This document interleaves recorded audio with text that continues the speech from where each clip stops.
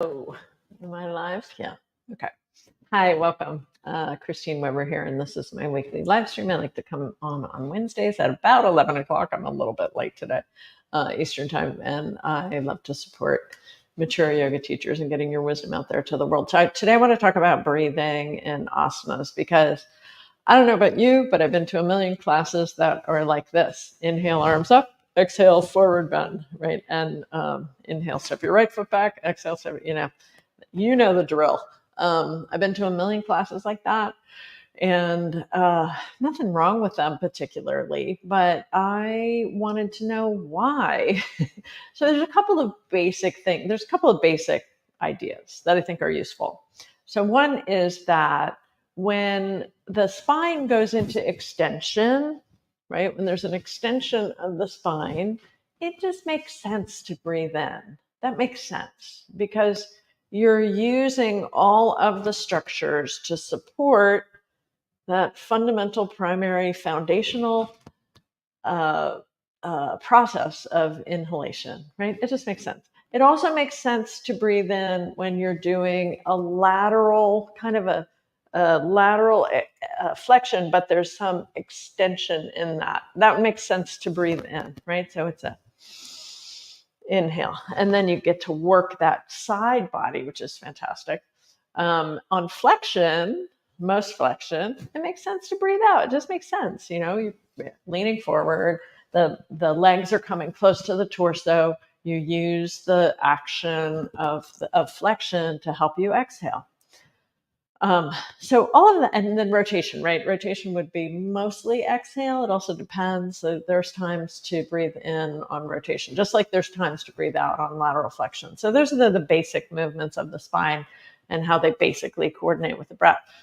But why do it? The question is why, right? From my perspective. And so we could do it. We could just talk purely biomechanically. It makes sense to use your breath in that way when you're using your body in that way. And that's fine.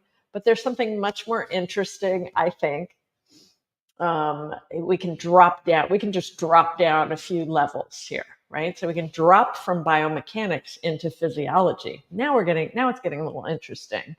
Why would I want to affect the physiology? Well, when you inhale, there is less parasympathetic influence, less vagal influence over the heart rate. So when you inhale and you expand, now you have the opportunity to create some energy in the system, which is good. And it's a kind energy, I guess you could say, as opposed to a revved up kind of coffee energy. It's a nourishing energy. And the reason it's nourishing is because it's not about the sympathetic part of the autonomic nervous system. It's about less vagal influence over the heart. So it just means a little bit of vagal withdrawal, not as much vagal involvement. And that's beautiful because it's a very nourishing kind of energy. It's still relatively parasympathetic. Now, when you're going into flexion, right, it makes sense to exhale. And flexion, if we're dropping down into the physiology, the exhale and the flexion that supports the exhale, that is going to just have more vagal influence over the heart. So the heart rate is going to slow down, right? Really good. Lots of people, especially in this crazy world, lots of people need more of that, right?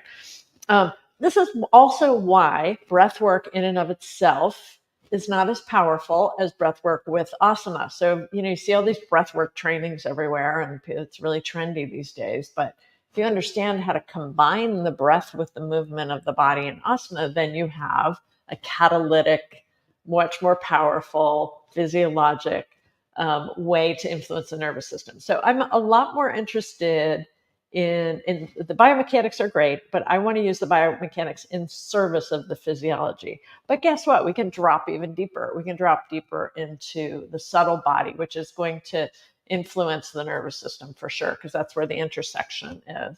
But let's drop down into the subtle body. Now we have a concept called pranashakti. Pranashakti was a word that Jessica Char used and probably learned from Krishnamacharya.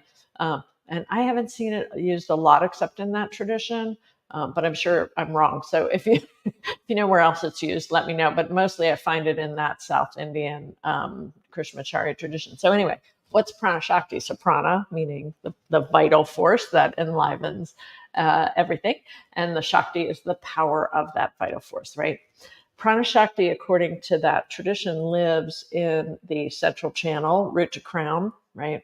Um, that central channel column of energy, if you like, between the root and the crown, which is then mirrored in as the central nervous system. So the central nervous system, according to yoga ontology, like yoga understanding of who we are, the central nervous system would come out of that fundamental energetic imprint, which modern science may call the biofield.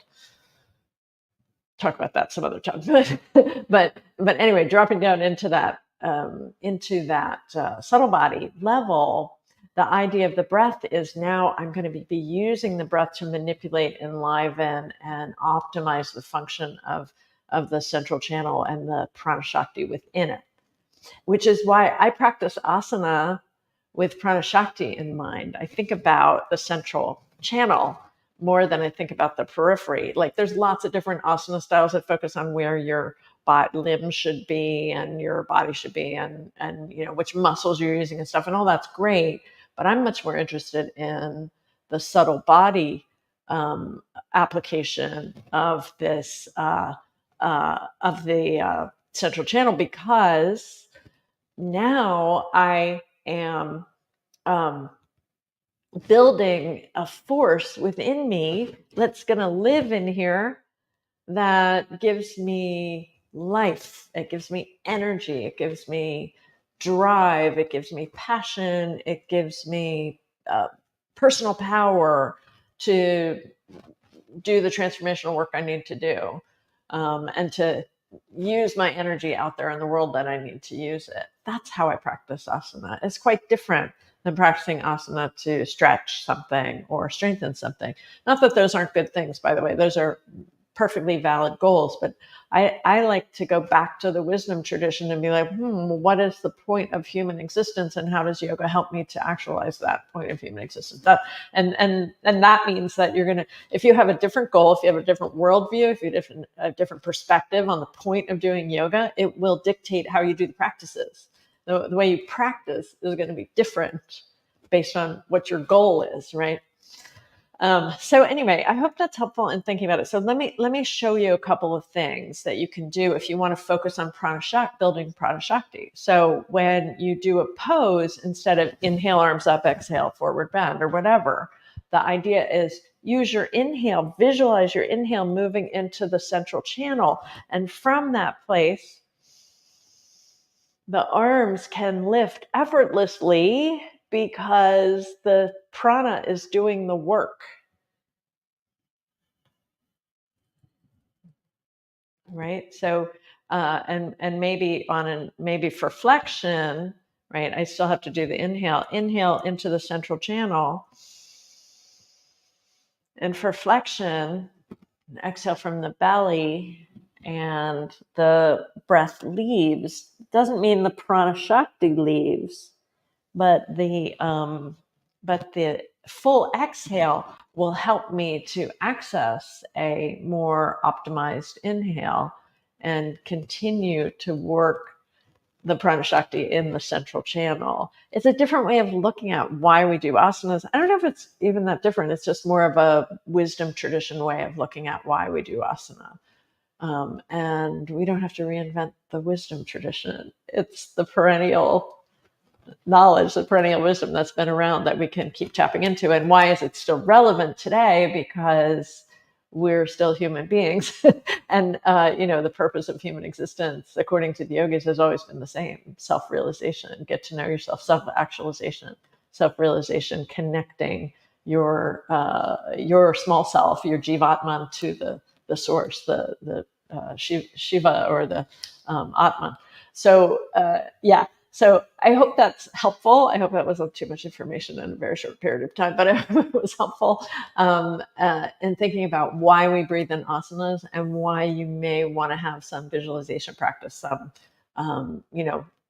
more thought beyond the biomechanics. Thank you so much for being here and joining me today. I'd love it if you'd leave a comment. I'm happy to answer it. And I also love when people ask me what else they'd like me to live stream about. So I'm here every Wednesday, happy to, happy to read those comments and hopefully to answer some of your questions. Thanks so much for being here, and I'll see you next week.